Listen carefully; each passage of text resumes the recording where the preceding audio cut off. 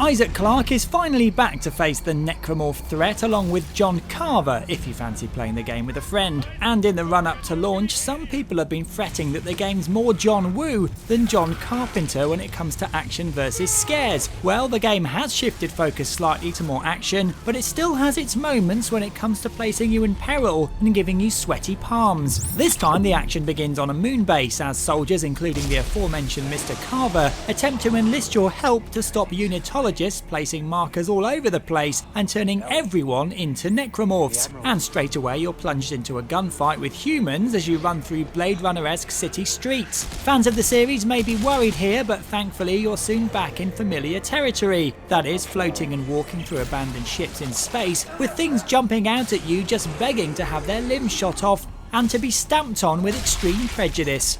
Eventually you'll end up on the snowy planet of Tau Volantis, where you'll fight a mix of humans and monsters, and hopefully enjoy yourself in the process, whilst desperately trying to remind yourself that you're not playing Lost Planet. So what's new? Well, Isaac can now roll and crouch and take cover in a rudimentary sort of way. Thankfully they haven't changed the controls too much, so you don't feel like you're playing Gears of War. However, you'll only need to crouch when people are shooting at you, and rolling is something that's totally useless, and I guarantee you won't even need to use it. Stasis and telekinesis are back, which lets you slow down advancing thingies and interact with objects from afar, and you can now make weapons out of scrap you salvage at benches. At first it's a bit overwhelming, but there really are thousands of options to build your own weapon, or you can gather materials and make one from a blueprint. You can make guns with primary and secondary fire that, for example, can scatter bullets from a distance or deliver a blast akin to a shotgun at close range. And for all those people moaning about EA letting you spend real money to make better weapons, that option really is unobtrusive and hidden away, but if you want it, it's there if you want a shortcut to finding all those bits of salvage yourself. The game may have lost some of the scares, but once again the production values are great.